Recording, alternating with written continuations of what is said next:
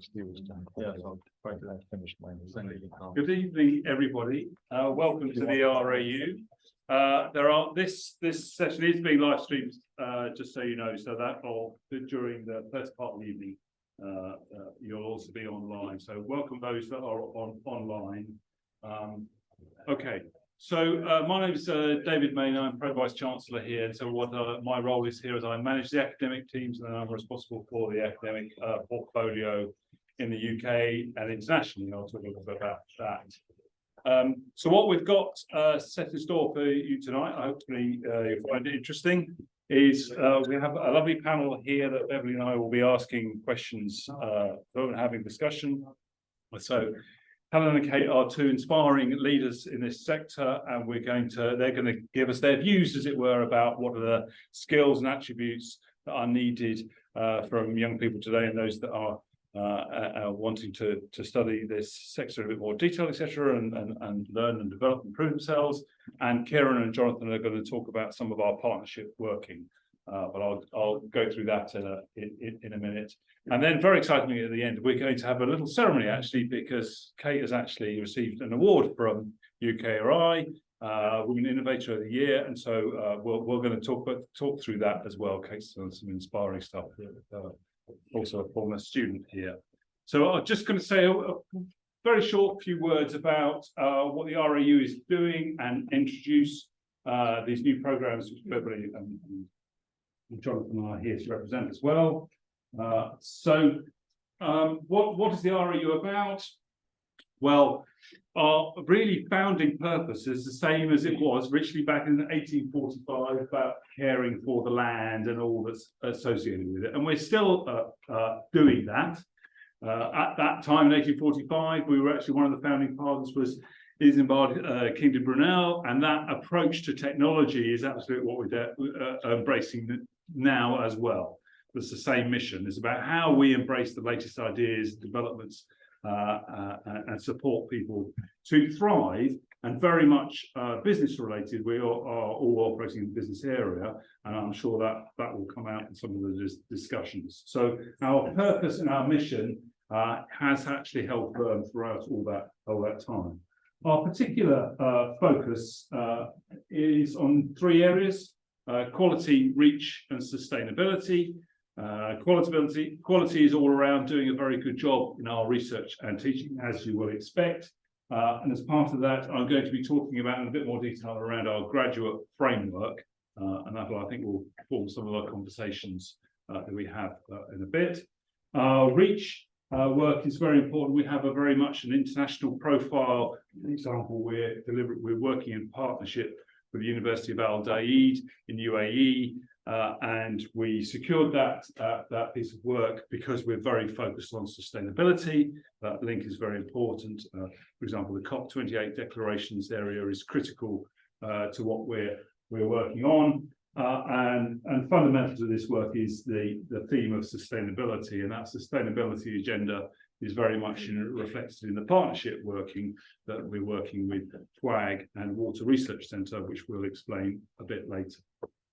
So just a word on our important quality focus. A key issue we're aiming for, whether it's undergrad or postgrad, the employability. What do we help people develop skills so they can go on to do? We're very proud of that. Actually, the graduate outcome survey coming out this very recently. We have very high levels of employment, 96% in employment or further study, and actually 72% in highly skilled roles, which in this sector is quite significant because agriculture has suffered from a reputation of low paid and non-graduate employment, but actually compared to the national average, we are doing well on that. So that's a good thing to uphold, as it were. But we don't like the narrative about rip-off degrees either, just because that is the context of these things. But nevertheless, there are a good number of folks that are doing those defined, highly skilled roles. So I'll just read out some of these graduate attributes that we're particularly focusing on. So we have a set of values which are embedded in the organisation, no different than many other organisations, and that's so we focus on collaborative, open-minded, resourceful, responsible and inclusive. That's our value set. And then we have 4 specific skills that we're working with academic teams to have ensure that's particularly embedded in the assessment. That's our main focus. So, for example, technically skilled, as you would expect. So that is about graduates being able to enter the workplace as technically and digitally skilled practitioners who value practical knowledge and scientific evidence. We then have a professional approach, which is about graduates being reflective, self-aware team members with excellent communication skills, approaching new challenges with flexibility and confidence.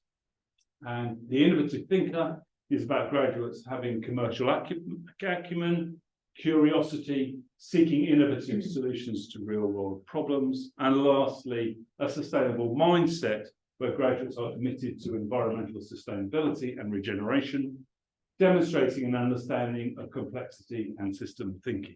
Now, these 4 domains came about from looking at what other graduate frameworks are out there, but most importantly, listening to our employers. We had several employer forum meetings, etc., trying to work out what employers value most. And these were the things that came to the top of the pile, as it were, and resonated best with folks. So these are our key general graduate attributes we want to plan on. So I'm going to hand over to Beverley now to talk about our current portfolio, which we're offering this year, Food and Agriculture, and some new ones that are in the. Right, thank you. Hi, I'm Debbie Hill. Nice to see everybody here. My job over the last 12 months has been to develop a portfolio of MBA programs from the RAU. So we have always run MBA programs. So we finished one just the year before last. We took a look at the market and thought about, well, what else do we need to do to improve this and to make it more valuable to our learners? I'm just going to talk you briefly through the current MBA that we're doing and also the one that we're hoping to launch next year as well. So this year, we've introduced 2 new MBAs, and they're going to be launching to students or starting for students in September. So we have an MBA in Food and Agriculture, which is similar to one of our previous Food and Agriculture MBAs, but we've updated it and amended it, and also an MBA in Water Management. So that's a really important link that we're going to talk about later on with the Water Research Centre there. We're really thinking about how we can put together these MBAs in a different way, in innovative ways. So on this slide here, I just want to outline the overall strategy for both MBAs. So think about it as a portfolio, as an umbrella, and we can slot under there a number of MBAs which really link into what we do best at the RAU. So thinking about what the market needs, but also what we have expertise in.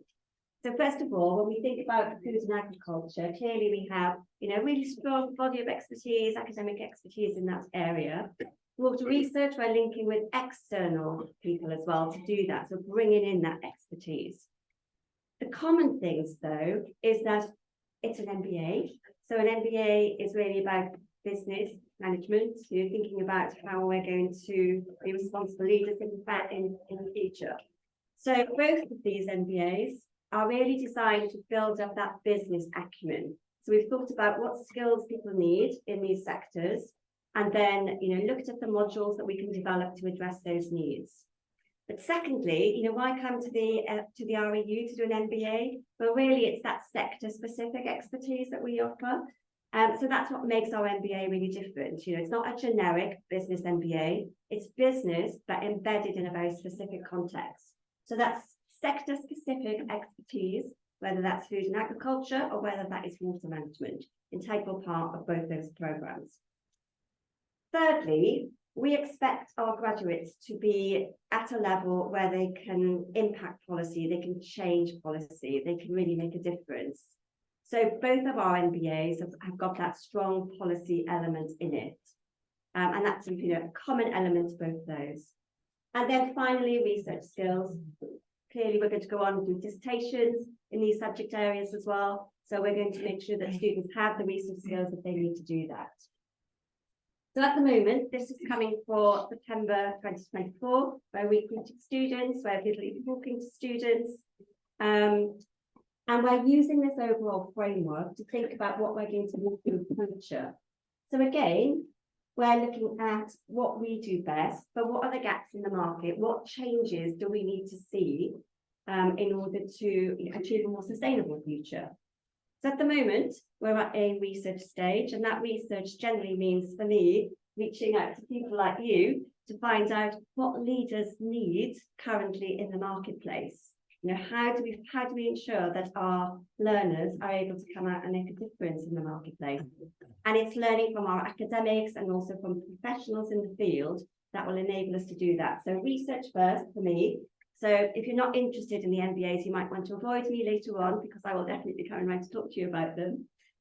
So we're exploring those links with external partners, and we're going to talk about that here later on. So how do we manage with those external partners? We're going to reach out to people. We want to find out what you think is important, but also to find different ways for you to support our MBAs. You know, we want to be more collaborative. We want to work with people who are doing this in the marketplace.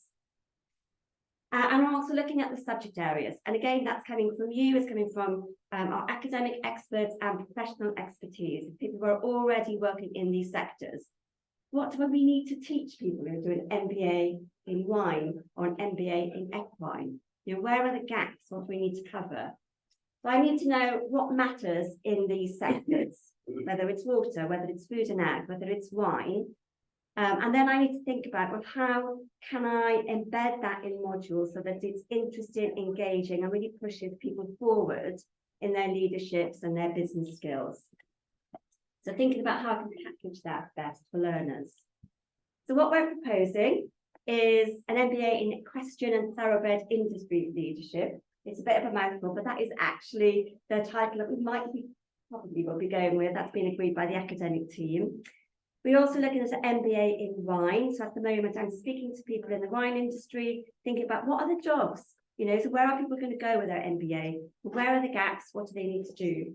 And then thirdly, we have a Cultural Heritage Institute here at the RAU as well. So we've got expertise in that area. And we're developing that MBA in cultural tourism as well. The key things in these, again, are the business acumen, leadership, responsible leadership, thinking about finance, thinking about business strategy. It's that sector-specific expertise, all different levels, you know, at the macro global level, but also when we think about local farms. It's about the policy knowledge, and it's about making sure that people are equipped to conduct research in their chosen areas. So that's it for me, for my MBAs. Thank you very much, Beverley. And this one, there's a few folks just joining in. We got held up, so we'll let them come in. And so Jonathan is the program lead for, we're going to introduce the agroecology program here. Jonathan is the program lead for that, but we didn't trust him, so we thought we chose video. No. There's a nice little video which summarises the.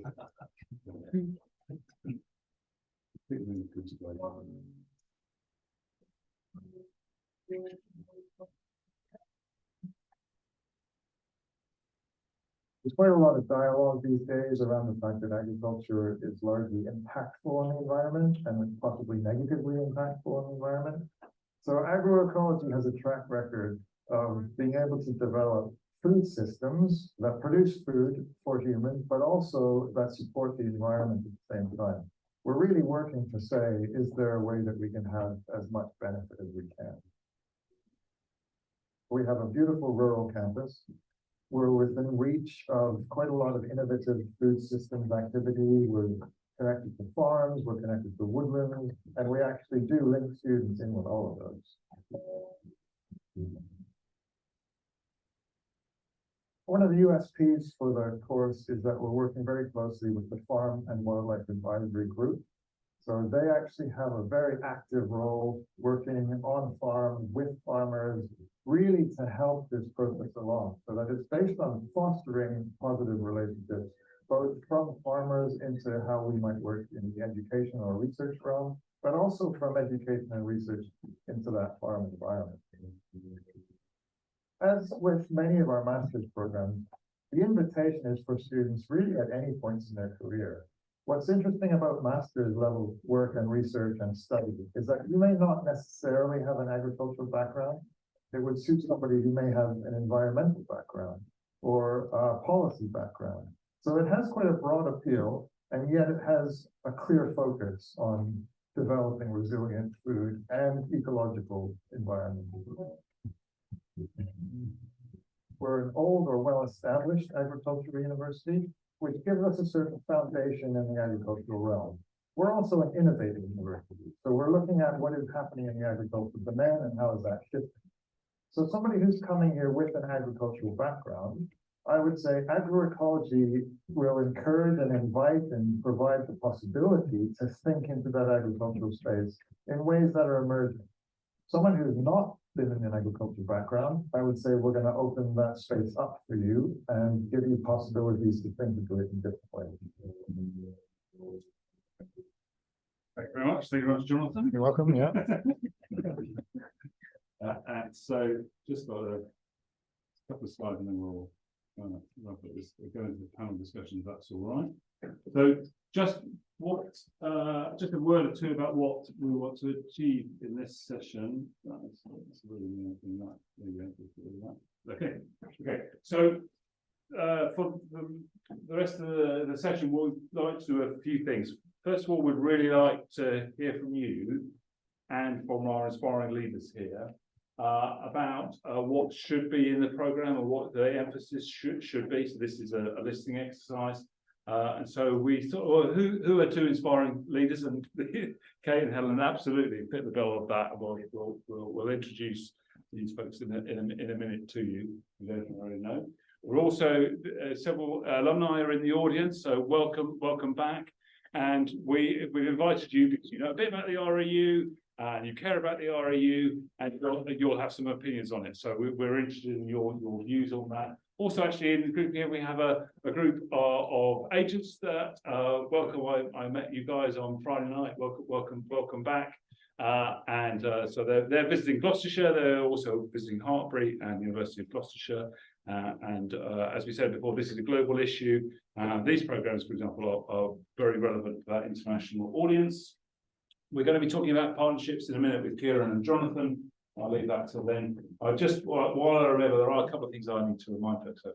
Those alumni get a 20% discount on these and other postgraduate programs. We also have an employer discount program. So those employers that are sending more than 5 also get a 20% discount. And also for the MBA program, there's a system where those that have engaged in executive education, that might have been here or other places, can actually get recognition of that and exemption from certain parts of the MBA program. So just a little flagship for that. So I think we'll just go straight on to the panel session if that's all right. And I'll hand over to Beverley to have the conversation with Kate in the first instance, and then I'm going to talk to Helen after that. So thank you very much. I'm just going to stand up here awkwardly. Okay, so I've got a couple of things I want to ask you to hope will be of interest to the audience as well. So Kate's doing a PhD, but before that she actually did an MSc in Sustainable Food and Agriculture Policy here at the RAU, and I think I taught a session with you, or we met on one of those sessions. So my first question really is to ask you how your academic study has contributed to the development of your business. Right. Okay. So I think when I looked at the masters originally, you tend to look at the subject area, the actual knowledge of the subject. But the really impactful part for me was the leadership, making sense of change. That was absolutely right at the top. Sustainable business strategy, because I think business needs to operate very differently now, and that's how I've set the company up. And decision making. So I don't think I would be sat here as a founder owner of a company if I hadn't done the MSc, because I wouldn't have been able to gain those skills to build a company that I think we need to build now in a sustainability, which I think looks quite different to what we've had historically. So do you think that you are able to put the academic theory into practice? Because there's no point in doing an MBA that is just, theoretical. So you've got all the material, but can't really use it, can't apply it. So did you find that you were able to use it in practice? Yeah, absolutely. And I would say I use it every day still now. I was thinking earlier that I'm glad I made such comprehensive notes, because I'll sit there with a problem and then I'll go for a walk and I'll just remember having this conversation, in the classroom and all the different people. And we had such a broad spectrum of students, which was probably, which was more valuable than I realised at the time. Because I can still hear their voice when we were debating stuff, and also from where they came from culturally as well. Yeah, that's a really good point, actually. So with postgrad education, the most important bit is not what we teach, but the conversations that you have with your peers in class. So it's really that peer-to-peer discussion, prompting those discussions, exploring problems, within those discussions. And as you said, that resonates, a couple of years down the line as well, where maybe the book learning, you used it, but you don't hear those voices in the same sort of way. Yeah, absolutely. Great, thank you for that. So one of the ways that we teach here is called problem-based learning. And that means that rather than starting with what the textbook says and then, informing you of what that knowledge is, we identify a problem that needs to be resolved and then give you the materials that you need to be able to address those problems, during class with discussions with colleagues, as you've mentioned. So that problem-based learning means that we start with a problem. So I'm just thinking about when you started off your business, what problem scenario did you really have to address? Well, so the business tries to address two main things. One is that so we only use UK wools, and UK sheep farmers don't get a fair return for their wool. It doesn't cover shearing, and it is setting a mindset and a tone in our industry about wool. So that was the key. And as a sheep farmer, and I sit on the board of British Wool, it's a problem that I hear every day. And the other one is that microplastics are ubiquitous in our environment, and because they're so small, they're not in our faces, but we know they're in our food systems. They know, so that means we know they're in us, and we can't see the problem. And the PhD is to use wool rope in a marine environment. And what's been really striking for me is I'm in agriculture, so I'm a land-based farmer working in aquaculture. It's really surprising because I can see the crops not doing very well in front of me, but when you go out in a boat and you put a rod down and you just hope you're going to pull something back up, that's really impactful. So to try and so we have a lot of lost gear basically, and at least if you use wool rope or a natural fibre, we know it's benign in our environment, and we need to go more in that direction. Okay. So when you looked at those initial problems, was it certainly the case that the supply was exceeding the demand for wool? For wool? Yes, so wool sits as a global commodity, and so as a natural fibre in textiles, it's only 2% wool globally. We use wool in textile industry, and the UK wool, UK flock, which is about 24 million kilos, is only 2% of that 2%. So if we can get a focus to use UK wools, and there is no reason why we can't use the UK wool, if we could double that 2 to 4%, then we would start getting a supply and demand. But what we have the problem that once the market improves, we just see more imports. Yeah. So we have if to consumer demand increases, yeah, it's satisfied from global markets instead of UK wool. And that's why I think sustainable business strategies is where we find the solution to champion UK wool, and working differently. Yeah, great, thank you for that. I think there's samples on the table over there as well, if you want to see some samples of what Kate's producing. You have said in some of your biographies that one of your aims, amongst finishing your PhD and doing all the other things, is to be a game changer for the wool industry. Mhm. And that's our intent as well. So we talked about policy in the MBA. We want graduates from our MBA to be those game changers. So what does that take in terms of skills, in terms of knowledge, but also like personal characteristics as well? Yeah, I think it takes a lot of belief. I never doubt my product. I do doubt myself quite regularly. And that was why winning the Women in Innovation Award last year, being one of the 50, is massive, because it gives you validity, and it opens up all that network. So you're not working alone any longer. But I think what the MSc gave me was confidence and skills to net, because you have to build a team, you have to build a coalition. You can't change these problems in isolation. So I think the confidence, the networking, the ability to talk to policymakers. You know, I'm not saying they're a different animal, but it's a different world to working on a farm. And so to learn those skills, to then be able to build that coalition, I don't think you can do it without that. You can't be a game changer without that. Okay, that's great. Thank you very much. Thank you, Beverley. Yeah, questions for audience for Kate? If not, we can come back in another bit anyway, because the people not going anywhere, they're not allowed to go anywhere. How's the hemp rope, which I know historically was quite widely used? Yeah, so when I was asked if you could make rope out of wool, I had absolutely no idea, but as a sheep farmer, I just thought, oh, that sounds really exciting. And so that's really the basis of my PhD, is that we haven't really done much research in a protein rope compared to a cellulose. So I'll say, give me a couple of years and I'll be able to tell you that. But as we only really have silk and wool, there is very little in terms of, we know a lot about wool. You know, the Wool Secretariat back in the 60s, 70s, 80s, and all that material does need digitalizing so we can access it. But yeah, this is really quite new. So I don't want to, I do find every month, you know, the questions change and stuff. So yeah. So, yeah, one more, and then we'll go on to Helen. Yeah. I wanted to ask, you did found this your whole wool industry, and you got into it, and I wanted to ask, where does most of the support come from, or what was your biggest support when you were rising up to where you are now? Where did the support come from? Your biggest supporter, what was your biggest supporter?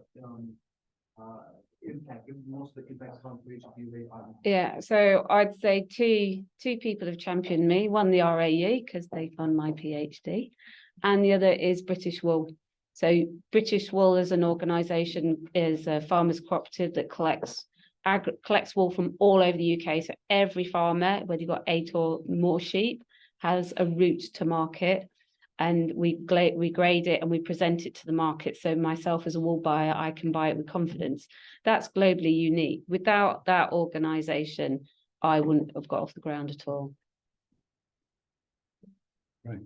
Good. Okay, so I'm going to ask Helen one or two questions. I'm make sure I've got lights. Oh, okay. Yeah. So just to introduce Helen, maybe we're not needing an introduction, but I will anyway. So Helen Browning is Chief Executive of the Soil Association, also a farmer, tenant farmer, food entrepreneur, pub owner. Yeah. The food brands include this Helen Browning Organic, so bacon, other lots of Gin too now. Gin now, right? Yeah, gin. We're branching out.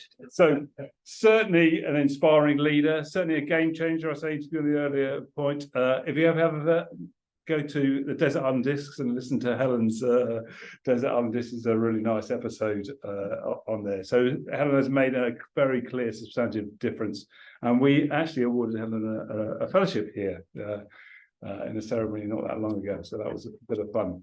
But I think it'd be useful for you to hear Helen's thoughts about what skills development, young people and others need in this sector, reflecting on experiences and people. You've obviously worked with a lot of people over that time. And we can refer back to the framework or not, but what are the, I'll start with, what are the skills and attributes you are looking for young people today in this sector? What type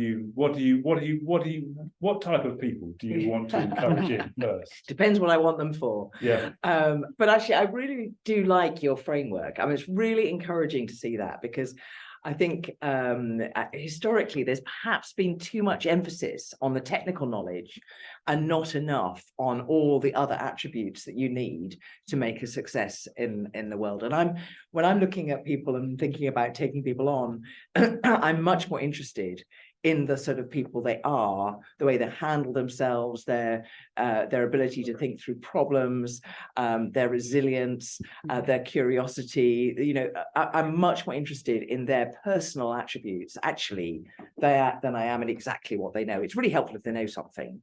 But I think it's really super to see in your framework here that 3 of those quartiles are really about character and the skill set, the soft skills that people have, that allow you to continue to learn, grow, find information, be curious, work well with others, take on board new stuff, motivate others. You know, all of those are the things that ultimately you're looking for in people, or I'm looking for in myself.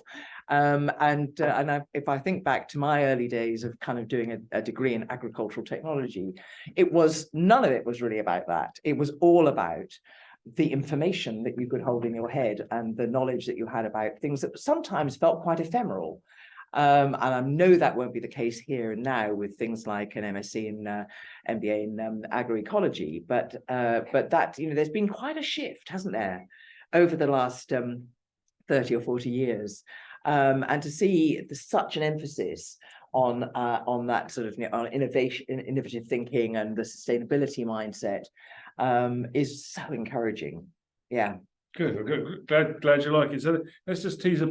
So you're a farmer, an entrepreneur, and a policy influencer, shall we say? Let's do the farming skill set. So technical skills is relevant. So but where do people get their technical skills from now? How much comes from the degree? How much comes from other sources? I mean, I think it's fantastic if you can have a really good grounding through a degree in that core knowledge, the building blocks of putting together any farming system. And again, I'm really aware that I'm going to kind of keep rewinding back to my own early days, because, you know, it's a long time ago since I was in formal education. But I was worried. It was the year I spent in research that gave me actually the insights into how to put together an agroecological, in my case, organic farming system. I didn't get that as a core part of my farming education at that time. We learned a lot about mechanization and about you know, which sprays to use on which crops and all that kind of stuff. We did some soils. We did you know, it was very much physics and chemistry, not about the biology. And it wasn't until I was lucky enough to spend a year for my industrial placement, as they called it, on working for the soil science team in ADAS, based in Bristol. And I worked as a research student on the first study that looked at the differences between organic and conventional farming systems. So I spent a year with my auger in the soil, counting earthworms, looking at disease levels on plants, understanding properly the nitrogen cycle, the carbon cycle, actually starting to really understand the insects and their life cycle, and how therefore I might interrupt that life cycle if they're going to do bad things to my crops. And I learned enough in that year of doing practical research with that team to be able to start putting together my own organic farming system, to see the flaws in the system and to think about how one could correct it.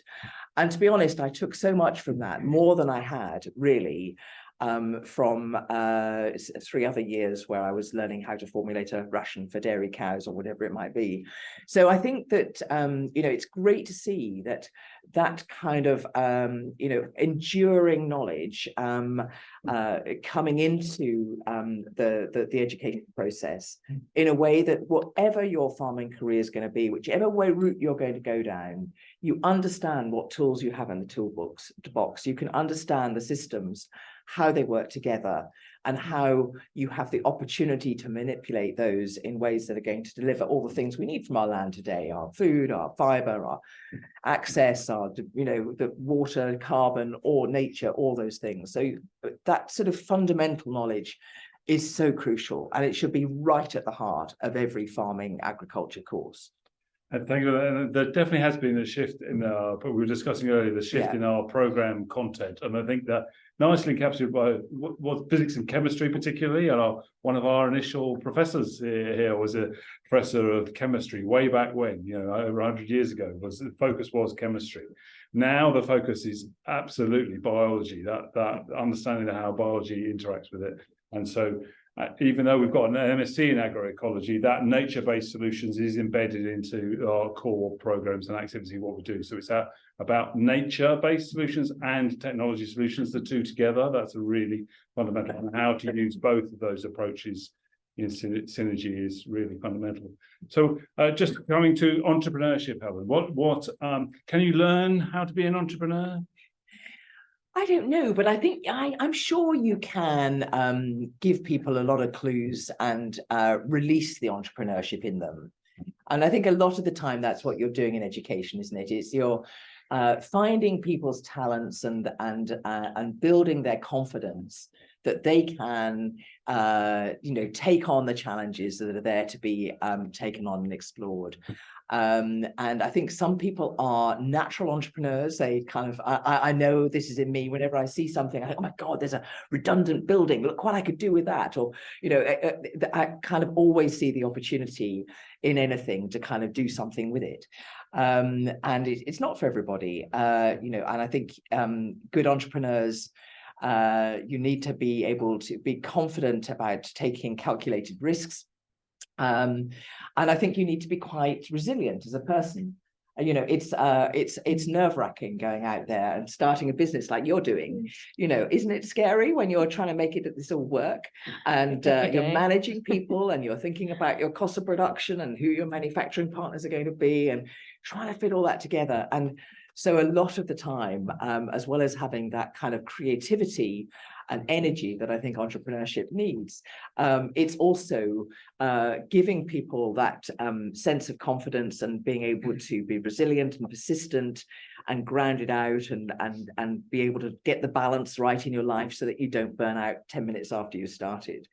So I think, again, a lot of it's about those personal attributes that helps release the entrepreneurship in folk. Very good, very good. I like that concept. And lastly, we have to talk about policy.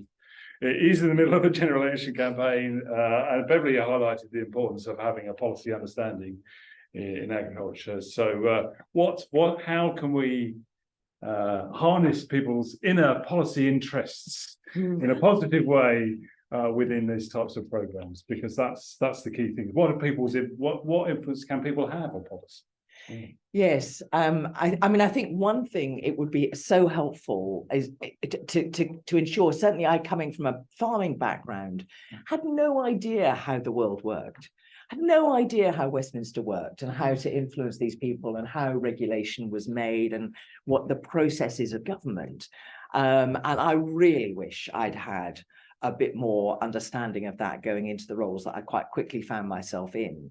So I think that helping people navigate the world that they might seek to influence and understand how the game works and how it can be disrupted, I think would be really helpful for everybody. But not everybody is going to be in that space. And I think thinking about leadership and about influencing in every arena of your life is really worth focusing on. And how do you negotiate well?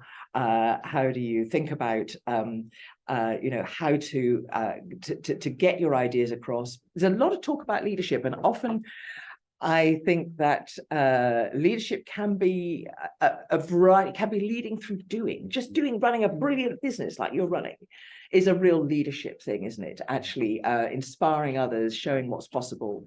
Sometimes just, starting something new on your own farm is a real act of leadership. Leading through doing, sometimes leading through following, seeing something brilliant that somebody else is doing and getting behind that. And then when you've got really good practical examples of what's working well, that's the way to sell into policymakers, because people want solutions that are well evidenced, that are actually practical, that they can see it working on the ground, and they want to see things that can be scalable. So being able to pilot something and then be able to demonstrate that this can be scalable, and bringing those policymakers in to see things that are working, that they can feel confident about, that's how you have real influence. But yeah, do help all us folk from farming backgrounds to navigate this world and to get, so much I had to learn on the job, so much I probably still haven't learned now. So I think some emphasis on that would be really helpful. Great, thanks, Helen. Open questions. Have we got any questions that come to mind? Yes. One quick one. I was on a farm on Friday and explored this question on how do we accelerate the adoption of regenerative practices, and the sort of immediate response was, well, what's really challenging is that we need to buy new farm equipment. What are your thoughts on how that might be accelerated? Because I back you on all the leadership and policy changes we need to make, but there's a capital. The kit problem. I think one of the things that some people are starting to do, and I think this is the way forward, particularly for a lot of smaller farmers, is a service model for so contractors who've got the kit and where you can buy in the service rather than actually having to have the equipment yourself. None of us can afford, even on quite a bit of acreage, I can't afford £150,000 for a smart new fancy drill that's going to be singing or dancing. I want somebody to have that. I'll buy it in. I can then test it on a field or a couple of fields, find what's working well, and then scale up. Eventually, I might be able to think I need the kit myself because I'm doing so much of it. But actually, models where we share ownership of equipment, machinery pools, that kind of thing, contracting models, service models, I think are the way in to allow farmers to dip their toe in the water and not have to make these massive capital investments. I'm really wary about farmers making very big capital investments anyway. It's very easy to get locked in to something because of the bank borrowings that you have. I've seen this in the livestock sector a lot, where people, spend millions of pounds on a fancy new rotary dairy or singing or dancing. Milk price crashes, they are stuck. They owe so much to the bank, they have no option but to keep going. I'm much more interested when we're talking about regenerative farming or agroecology. How do we create the flex within the system? The world's not going to be perfect. The price isn't going to be perfect. So how do you give yourself options as a farmer to change tack if you need to change your product range? I don't make all the products that we sell. I work with partners who do that stuff for me, because I don't want to say I've got, £8 million in a bacon factory and find that bacon isn't selling next year. I want to be able to decide to work with different players and partners as the business requirements are. So I think that kind of sense of what's the right business model for me, how do I reduce my risk, how do I reduce my capital spend, I think will be quite helpful. And there's lots of ways of doing that. What about biochar? Biochar, really interesting. What would you like to know about it? I can explain to you if you need. There's a lot of homework on it. Yeah. And I honestly believe that. No, I don't understand UK agriculture, more tropical agriculture. But I honestly believe that when you have a disease like your tree that is dying from the beetle bullied and whatever that may be, if that timber can be turned into biochar and then inoculated, whatever that be, it'll have a huge influence on your soils and believe for many, many years to come, and will reduce your fertilizer inputs, etc., etc., etc.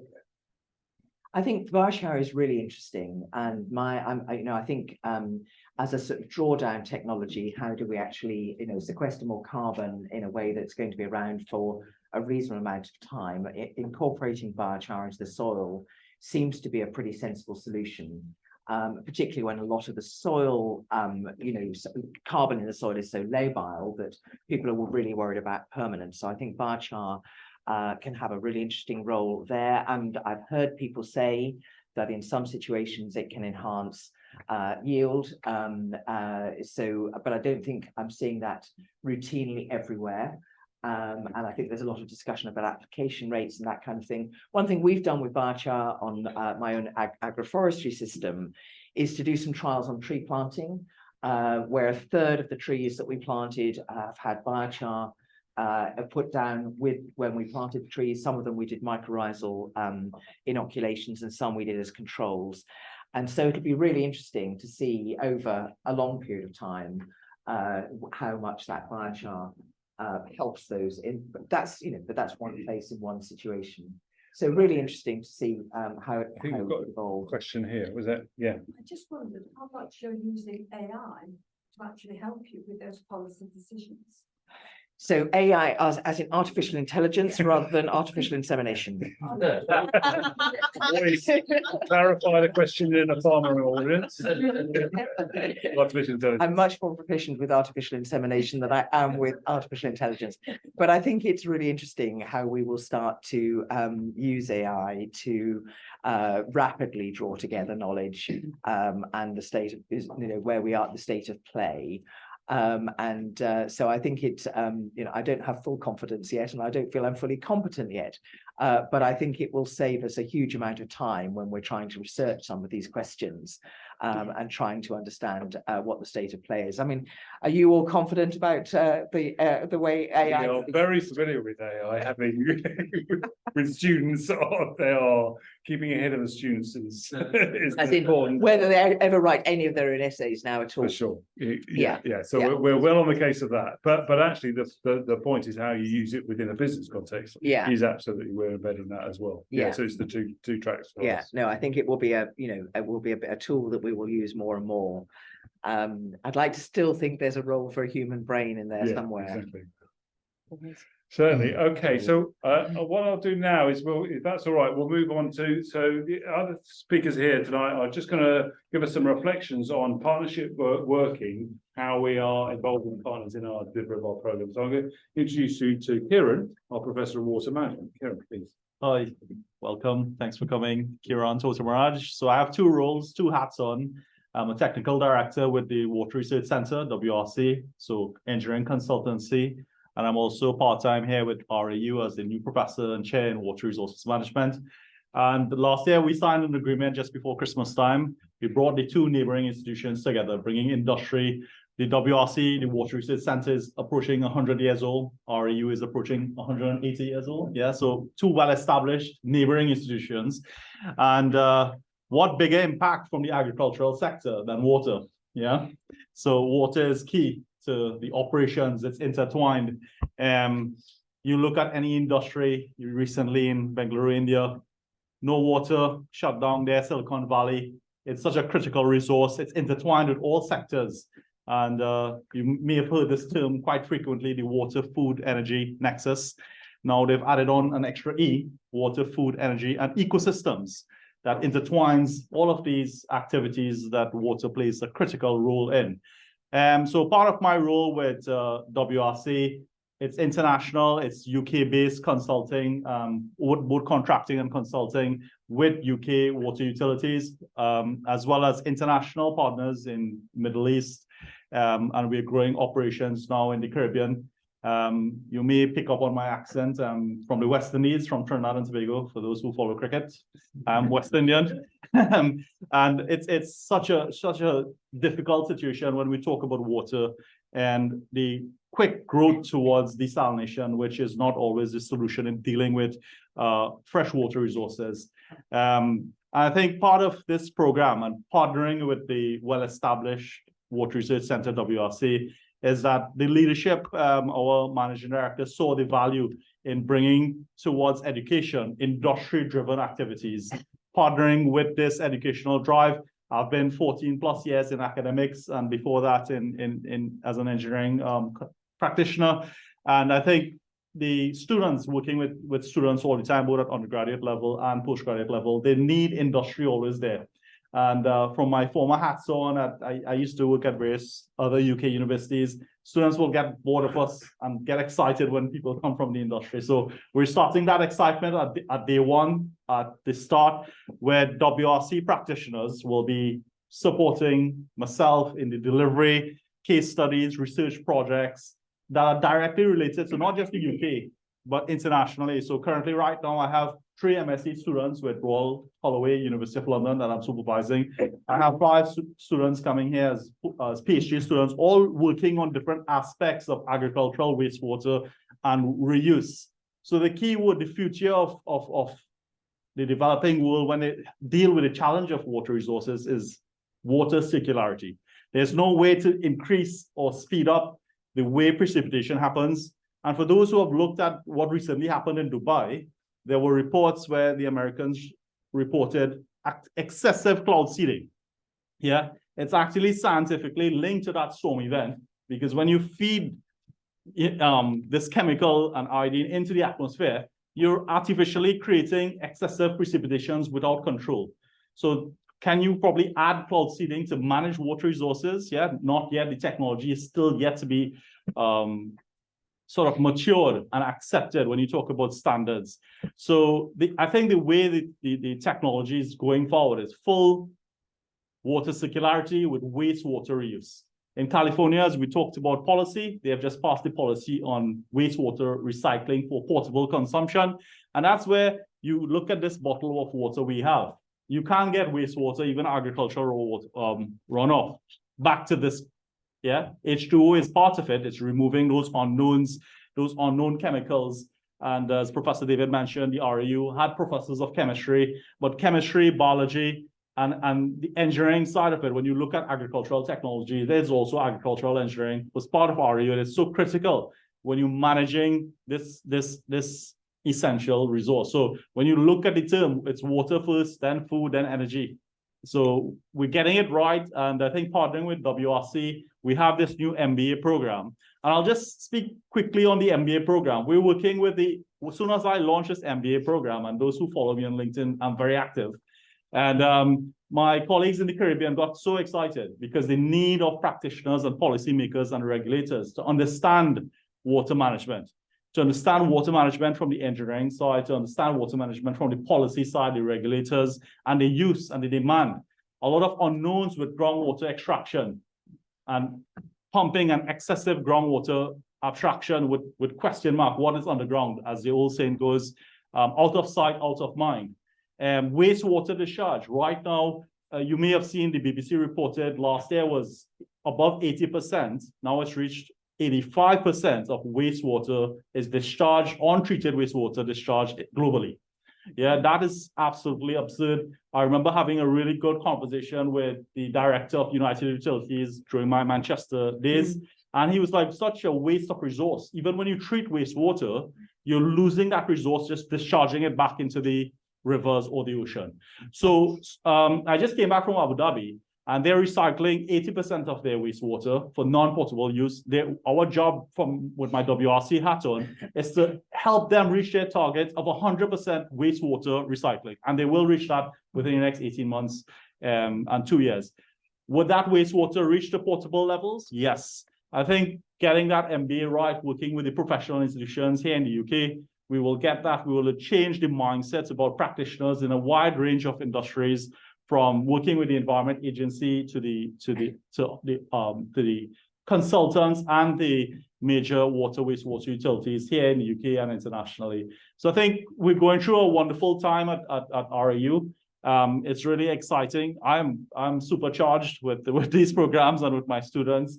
And yeah, I think we're working with the professional accreditation bodies, the Chartered Institution of Water and Environmental Management here in the UK, IMA, it's the International Environmental Management and Assessment Institution, and CMI, that's the Chartered Management Institute. So understanding professional practice and achieving chartership is key to engineers and scientists that when they go to the industry.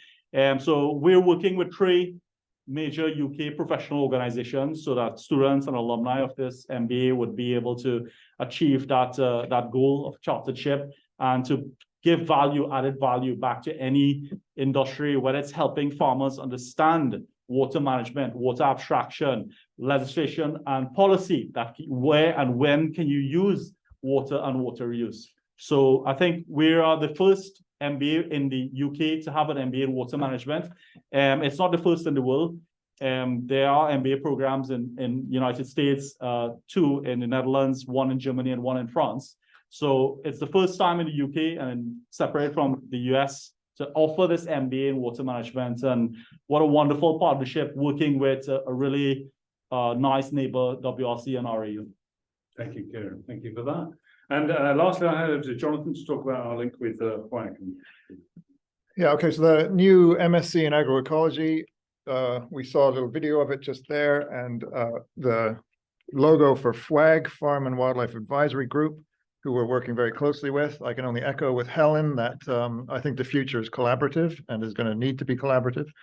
So this is a very good collaboration in as much as the Farm and Wildlife Advisory Group is really in that interface between agriculture, how is the farmer going to be met, if you like, in terms of the challenges of farming, but also how are we going to address the needs to farm in such a way that we don't impact biodiversity or ecology. In fact, really, agroecology is to say, how can we both produce food and also be supportive of healthy ecosystems and environments? The one word that is missing for me out of agroecology is in agriculture, culture. So I think to me, there's a third leg of that stool, which is how does it support people? How does it support food culture? And really to rebuild what I would say is a loss of the presence of the human in the agricultural environment. That's sort of a big mission for me, is that at one point in time when we started in 1845, whatever it was, we would have seen an agricultural environment full of people and animals, and we have really lost that, along with humus, or this quality of soil. So the Farm and Wildlife Advisory Group we're working with now, what's really exciting is to just walk over the wall and to have put a hole in the wall to go to a field where FWAG is trialing a zero dig project. And what's changed? This video is already out of date. That's what's interesting, because I walk into a field with some wood chip laid out and some compost in rows, and then I lift up a little screen and cloth and look at some lettuces this big. Well, actually, on the chat today, which went onto the RAU News, was I knew that if you had a group of sheep, you called it a flock. If you had a group of crows, you call it a murder of crows. I don't know if you knew that. Interesting. What do you call a very large group of lettuces? Well, it came out today that we have an embarrassment of lettuces. So, from those little tiny plants we saw, that was 2 months ago. We have now out in the news, RAU newsletter, is we have an embarrassment of lettuces. I'm going to use that term because I think it's fantastic. But actually what we have then just over the wall is, how can we make soil resilient? How can we make soil biologically active? How can we produce food over the wall that comes into the kitchen a few hundred yards away? How can we involve students from day one in that whole story, if you like?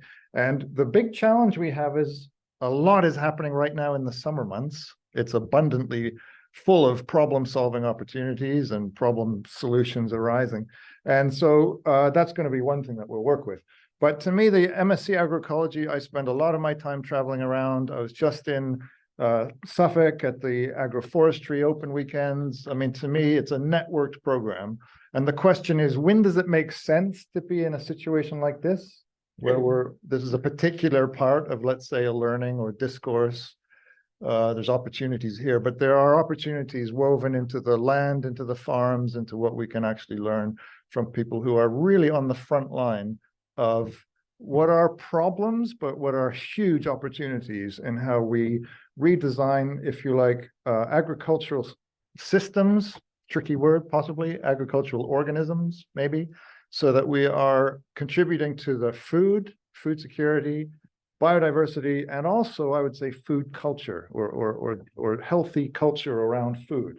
So that's what we're going to do. And the partnerships are big. FWAG will be, Jenny Phelps will run a module, which is called Applied Farmland Ecology. most of the time spent out looking at what we need to learn to look at, really, which, as any farmer knows, is a big part of the problem, is what am I looking at? And am I looking at something that is going in the right direction, or is it going in possibly not the right direction? And what's my role in this?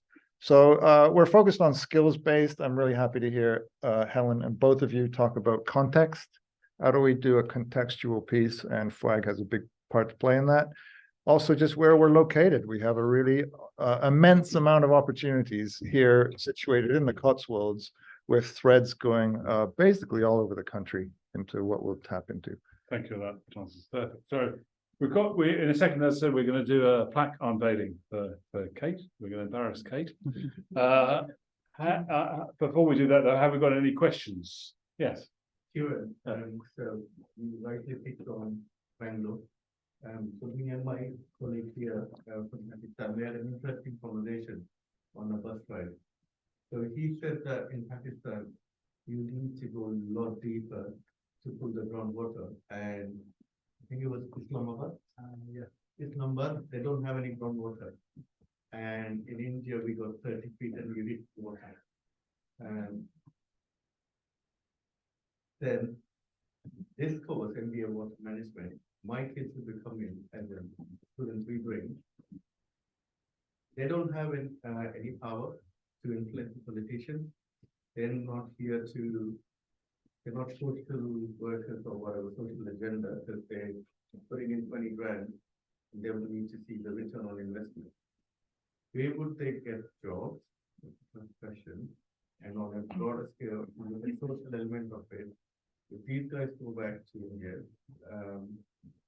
how can they have an impact when they have no say in policy, or pretty much they don't have a voice? Well, the policy module is 15 credits, but you have an additional 30 credit module called Sustainable Water Resources Management. And that year-long or 30 credit module would be more intertwined with practices of the industries. You asked the question about placement opportunities. I would start off with dissertation as any MBA. So the opportunity to work on a dissertation with companies, not just with WRC, but also other partners through our networks like the Environment Agency. So actually addressing their research project, they would have opportunities working with industry for their dissertation, which would be the typical 3-month extended period. And placement opportunities comes out of that as well. You talked about the policy and practice. Because something doesn't work now in Pakistan or India, doesn't mean that it should not be changed. And I think it's for the next generation to open their voices and to be heard in terms of how you can improve water management, especially water management and sanitation, within the wide scope of activities, even the textile industry, the food industry as well in those countries. I think it's for them to continuously be heard and express themselves rather than just be silent to what can be best practice, because then you wouldn't have any potential change. There's a difference in when you talk about geology, it's an important part of the water cycle. And quite often engineers don't look underground deep enough to understand that there's soils, different types of strata and rocks and so on as well. Not my expert, but I always tell my colleagues in geotechnics and geology, they know how much I like their branch as well. And for those who look at the comedy Friends, Sheldon used to laugh about geologists, but it's such an important subject because it goes intertwined with civil engineering and other environmental engineering and even agricultural engineering as well too. So these subjects, these physical sciences and engineering subjects are intertwined, and it's critical for students even at the undergraduate level to have this knowledge, to understand maps, to understand use of satellite data, and pick up on the accuracy of artificial intelligence. How accurate is your hydrological model when the precipitation pattern is changing? Yeah. How accurate is your feed from the water resource when your groundwater depths have been unsustainably, abstraction rates, it has been unsustainable, yeah? So the accuracy of modeling has to be looked at, especially with changing in the climate, changing in your precipitation, the humidity, etc., and the availability of this precious resource. And I think when students come from all over the world as well too, it's not just focusing on just that one module of environmental policy, but the wide array of modules in terms of when you do modules in finance and economics. It's the financial and economics models that helps that particular industry, right? Working with a water utility or even an energy utility, generating nuclear energy, there's a water abstraction rate for that, right? How sustainable it is and how environmentally friendly that process is for that nuclear industry. So the whole role is to understand and help practitioners make that decision, make a more environmentally and ecologically conscious response to what is happening. When you look at Japan with the nuclear waste feeding into, what was the biggest fear? Even today now, China fears that water is contaminated with nuclear waste as well too. So getting it right is the world has a lot to do to reduce that waste percentage. Students have that opportunity to now express themselves. And I think when you do the MBA, it's not confined to just working with industry. It can be policymakers. That's just one small sector of it, but it's also research as well. A lot of students get into even doing doctorates in DBAs at other universities that can also open up pathways for more applied research within the business sector from water management, which is quite influential. You look at desalination as well.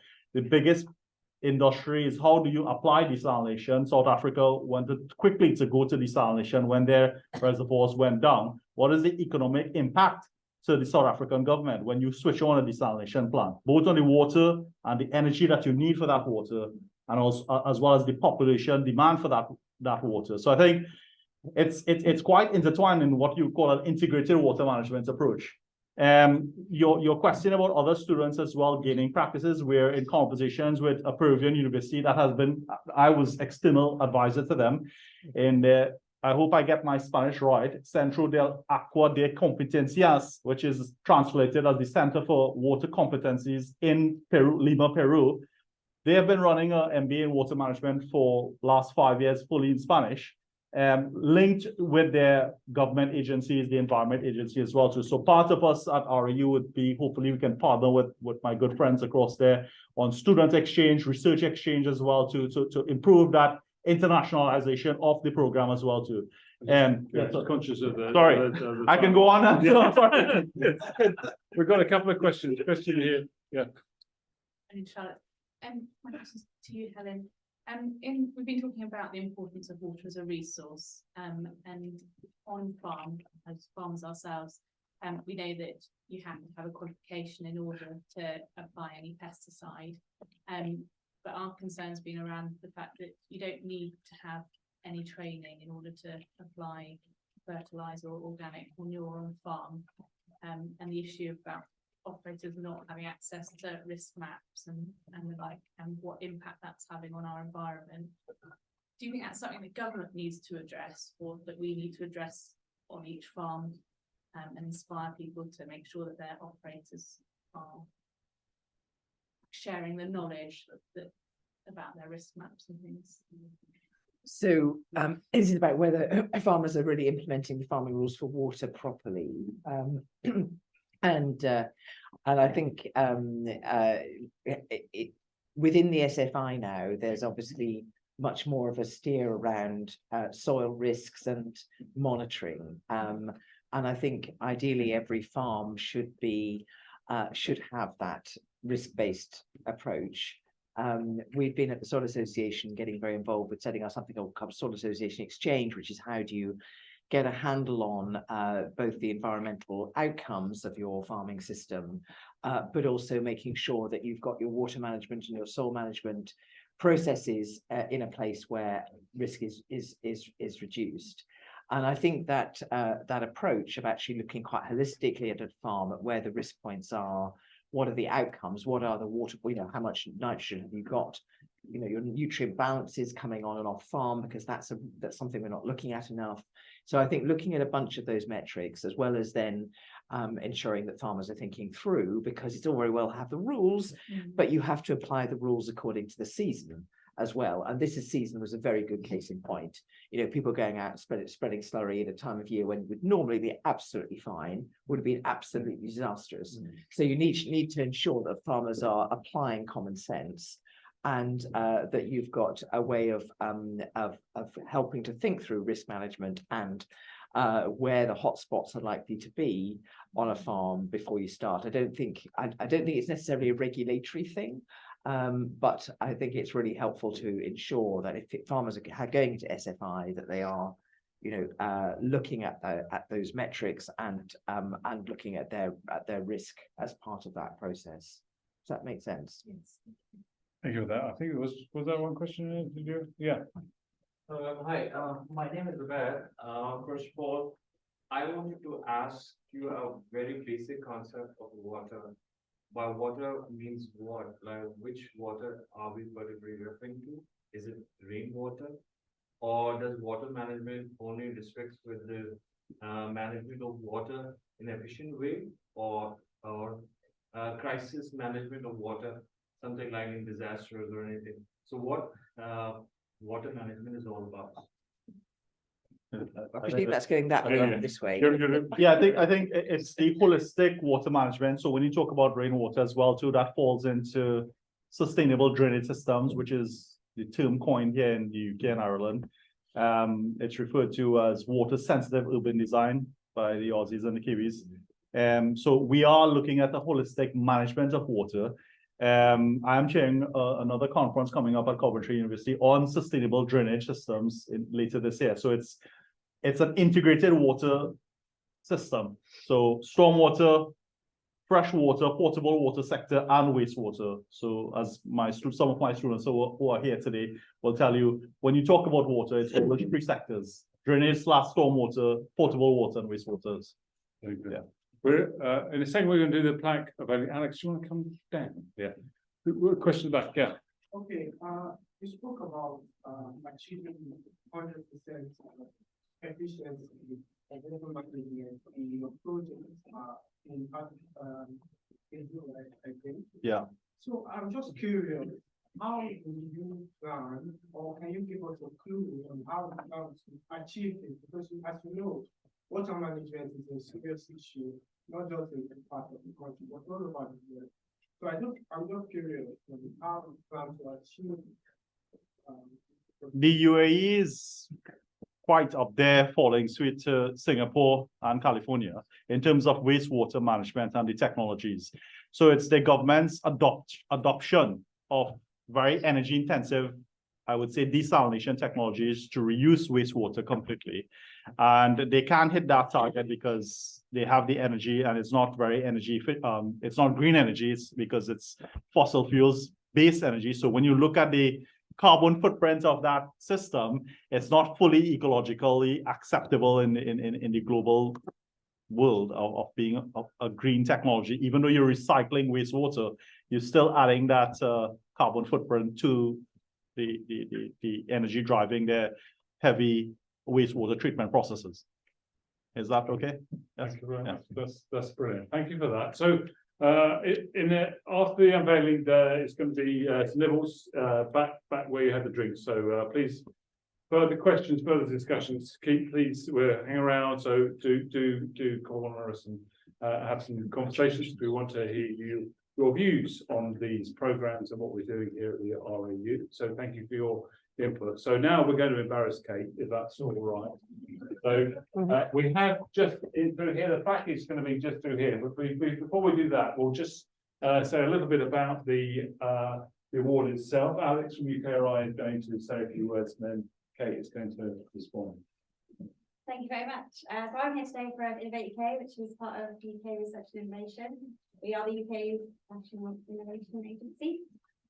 I'm very lucky that I get to say I work on the Women in Innovation programme, which is one of our flagship programmes, which Kate has been an awardee of. We launched in 2016 based off of research that only 1 in 7 applications to Innovate were from women, which was obviously absolutely shocking, and we had to do something about it. So we launched Women in Innovation, which is only for women to apply to. It contains a cash injection, so grant funding from the government. And we also work in partnership with Business Growth to provide innovation and growth support. And we work closely with our Business Connect colleagues as well. So it's a big package that we offer. It's a year-long programme. Since its inception, we've supported over 300 women with a 10 million grant funding, I think that figure's right. And Kate's year, there were over 900 applications, and Kate was one of the lucky 50. So a big part of our award is that we're looking to support pioneering women who are leading in their sector. Kate is a part of the agricultural sector, which we're here today for the REU, so it's very apt, which is great because I know it's quite male dominated. So we are looking to help shift the balance, and Kate was an excellent example of that. We also believe a lot in role modelling. So we firm believers in you cannot be what you cannot see. So that's why we like to inspire our awardees to do role modelling. And I think Kate is an excellent role model in her field, and she is really great. And I can't wait to see how our business progresses. And she's done really well with the award. So delighted to be here today to present Kate with the purple flag.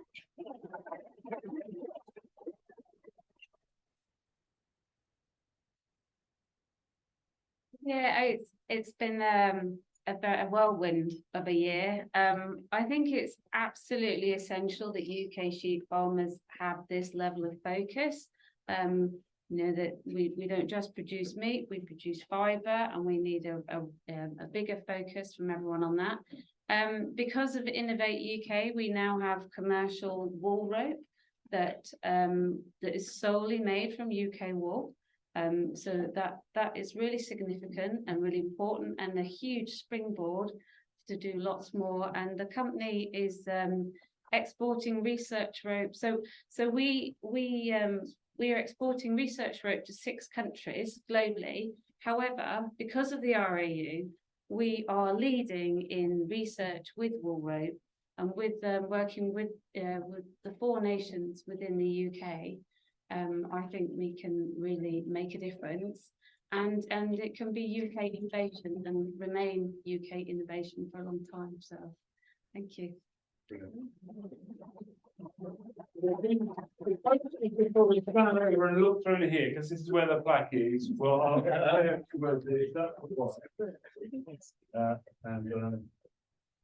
so it's a great pleasure for me to ensure that the plaque is here. The reason why the plaque is here, actually, this is our student hub. This is where students come in and out. So this is deliberately high profile from a student point of view. They see it every day as they come in and out. And this is actually where we have our student enterprise activity. So we have a social enterprise initiative here, including, for example, we have our own wine. Well, these guys had some of the wine on. Very good, was it not? Yeah. And so that's a student-led enterprise. They are involved in developing the business plans for those, and we support students in developing their own small businesses. So that's why we're putting it here, right in the centre for everything. And before I pull the plaque off, I just want to say it's a real delight to have Kate do this, because I've had the pleasure of teaching. Well, we say teaching, it's a bit of nonsense. As Beverley says, we learn from our students. I know that's maybe not good from a marketing point of view, but I'm just telling you how, because honestly, the exchange of ideas from other students is where it's at, and get the most interesting ideas from that. We provide a framework, we provide a forum, we encourage debate. But actually, it is the student learning, the peer-to-peer learning, that's the most exciting piece, and I've definitely got it from Kate and all her endeavours in this area. So, with light, I'm going to unveil the plaque. All right. Okay. All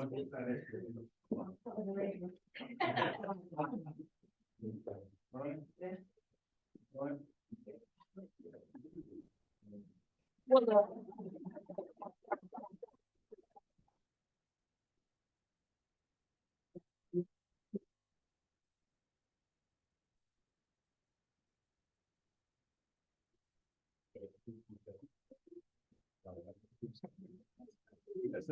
So please do adjourn to drinks and cannabis.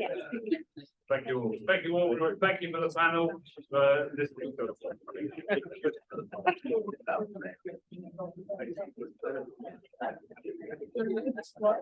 Thanks, Karen. I'm sure. Enthusiastic, Karen. It's all good. Yeah, I just learned all the questions, you know, it's like a mock question. Thanks, Aaron.